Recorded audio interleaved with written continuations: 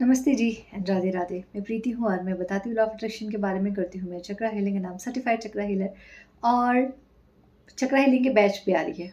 कुछ दिन में मैं अनाउंसमेंट कर दूंगी कि कब से हो रही है। पर ये जो बैच होगी ये आखिरी होगी। इसके बाद हम जो भी बैच लेके आएंगे चक्रा हीलिंग की ऑब्वियसली वो 2026 में ही आएगी। सो आज मैं आपको कुछ बताना चाहती हूँ। मैं हमेशा एक चीज़ पे बहुत बहुत ज़्यादा ज़ोर डालती हूँ। आपको हमेशा किसी शॉर्टकट की बजाय मैं आपको हमेशा वो चीज़ें बताती हूँ जो लाइफ लॉन्ग आपके काम आए। और वैसे ही एक और इंसिडेंट मैं आपके साथ शेयर करूँगी। हम सबको पता है कि अभी दिवाली और छठ पूजा में रेलवे प्लेटफ़ॉर्म पे चल जाओ या बस स्टैंड पे चल जाओ, कितनी भीड़ है। मतलब लोग जाने के लिए परेशान हैं। ज़्यादातर ईस्टर्न यूपी और बिहार में। ट्रेन प्लेटफ़ॉर्म पे जगह नहीं है आपकी, आप अपनी ट्रेन पकड़ पाएँ। सीट तो अवेलेबल ही नहीं है। मेरे साथ भी हुआ, जाते टाइम तो ऑब्वियसली सीट नहीं मिली तो फिर हमने फ्लाइट का टिकट बुक किया, फ्लाइट से गए घर। आते टाइम इसलिए मेरे कुछ टाइम से वीडियोज़ भी नहीं आ रहे थे क्योंकि तब मैं घर में बिज़ी थी। अभी आई थिंक मैं संडे को ही वापस आई हूँ। सो हुआ ये कि आते टाइम भी हमारी टिकट कन्फर्म नहीं थी, वेटिंग लिस्ट में थी, वेटिंग लिस्ट 1 और 2 तो आई थॉट कि कन्फर्म हो जाएगी। 1 और 2 वेटिंग लिस्ट है तो इट मीन्स अगर कन्फर्म होगा तो सीट तो मिल ही जाएगी, बट वो चला गया आरएसी में। अब आरएसी में चला गया तो मैं, मेरी सासू माँ और बेबी है। अब हम तीनों को ऑब्वियसली दोनों को एक ही सीट अलॉट हुआ, तो वही साइड लोअर सीट मिली और एक ही मिला, 2 भी नहीं मिला, आरएसी में था। सो मैंने यूनिवर्स को बोला, थैंक यू यूनिवर्स, आपने एटलीस्ट मुझे सीट दिया है कि एटलीस्ट मैं जा सकती हूँ, अदरवाइज़ प्रॉब्लम हो जाती, फिर कैसे, फिर करना पड़ता कुछ और इंतज़ाम। But I am so grateful कि एटलीस्ट आरएसी ही सही लेकिन हम दोनों को एक सीट तो मिली है जाने के लिए and I am so grateful for this universe and I am really really really grateful for you.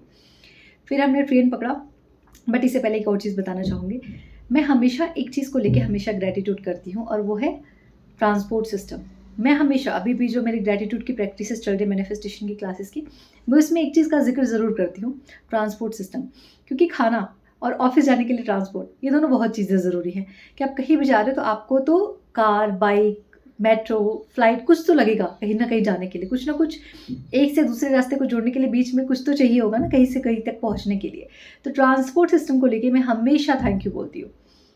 तो मेरा ग्रैटिट्यूड हमेशा चलता रहता है। अब देखो ग्रैटिट्यूड एक्चुअल में कहाँ काम आता है? हम हमेशा हर चीज़ के लिए ग्रैटिट्यूड करते रहते हैं, लेकिन जब सही समय आता है, तभी चीज़ें एक्चुअल में आपके फ़ेवर में काम आती हैं। और जो यहाँ से ट्रेनें जाती हैं और जिस ट्रेन में हम एक ही तो ट्रेन है जो डेली बेसिस पे चलती है और उसमें फर्स्ट क्लास नहीं है, सेकंड क्लास है, थर्ड क्लास है और उसके बाद फिर स्लीपर है। सेकंड क्लास का टिकट था और सेकंड क्लास में सिर्फ 2 ही कोचेज़ रहते हैं, उसके अलावा उसमें कोई कोचेज़ नहीं रहते। अब 2 कोचेज़ ऑब्वियस है, सीट लिमिटेड है आपकी, कन्फर्मेशन की कोई चांसेस नहीं है। बट स्टिल टीटी आया, मैंने बोला सर कुछ पॉसिबल है क्या? कोई सीट मिल सकती है क्या? मतलब यहाँ से पुणे तक या फिर बीच रास्ते में कहीं एटलीस्ट थोड़ा मम्मा या मैं रेस्ट कर लें। क्योंकि थके थे, छठ पूजा मैंने इस बार से स्टार्ट किया तो ऑब्वियस है बॉडी में बहुत सारी थकान थी। सो उन्होंने बोला नहीं, नहीं हो पाएगा। फिर थोड़ी देर बाद वो घूमे वापस आए। उन्होंने बोला अच्छा ठीक है मैं देखता हूँ, मैं देख रहा हूँ, बहुत परेशान हूँ बच्चे को लेके। सो 2-4 मिनट मेरे सामने खड़े रहे वो, उन्होंने अपने कुछ सिस्टम में किया, उन्होंने बोला कि ठीक है बाजू वाली जो सीट है, दूसरा साइड डोर था, वो आपका है, आप उसको रख लो। मैंने बोला कहाँ तक? तो बोले पुणे तक, आप बिल्कुल जाओ, वो आपके लिए है। आई डोंट नो कैसे बट यूनिवर्स ने कैसे प्लान किया, क्या हुआ नहीं पता। मैं और मम्मा दोनों अलग-अलग सीट पे बिल्कुल मस्त लेट के, वो सीट हमारी हो गई, मतलब वो हमें ही कन्फर्म कर दिया गया। तो आपकी ग्रैटिट्यूड में, आपकी एनर्जी में इतनी पावर होती है कि वो चीज़ें जो आपको इम्पॉसिबल लगती हैं, वो सब पॉसिबल हो जाती हैं। वो सब कुछ पॉसिबल हो जाता है सिर्फ़ इस बात से कि आप अपनी अच्छी फ्रीक्वेंसी में रहो। मैं चाहूँ तो कंप्लेन कर सकती थी, भगवान कैसे जाऊँगी, इतनी बच्ची है, इतना सारा सामान है, घर से आते हैं तो हम सबको पता है हम कितना सारा सामान लेके आते हैं। तो भगवान कैसे जाऊँगी मैं, इतना सारा सामान है, ये करने के बजाय मैंने सिर्फ़ इतना बोला, भगवान एक भी मिला है ना बहुत है, चले जाएँगे। थैंक यू सो मच कि आपने मुझे एटलीस्ट दोनों को मिला के एक सीट दिया रेसिपी में से, लेकिन दिया। और जब आप कंप्लेन को छोड़ के ग्रैटिट्यूड पे ध्यान देते हो, कृतज्ञता पे ध्यान देते हो, इस बात पे ध्यान देते हो कि ये ना सही लेकिन ये तो मिला, ये भी बहुत है। फिर ईश्वर कहता अरे! मैं तो तेरा इम्तिहान ले रहा था, लो बच्चा तुम लो, तुम आराम से ऐश करते हुए जाओ। जहाँ लोगों की टिकट कन्फर्म नहीं हो रहे हैं, जहाँ लोगों को अलग-अलग और ट्रांसपोर्ट सिस्टम देखना पड़ रहा है, वहाँ टीटी ने मुझे एक अलग से सीट कन्फर्म करके दिया।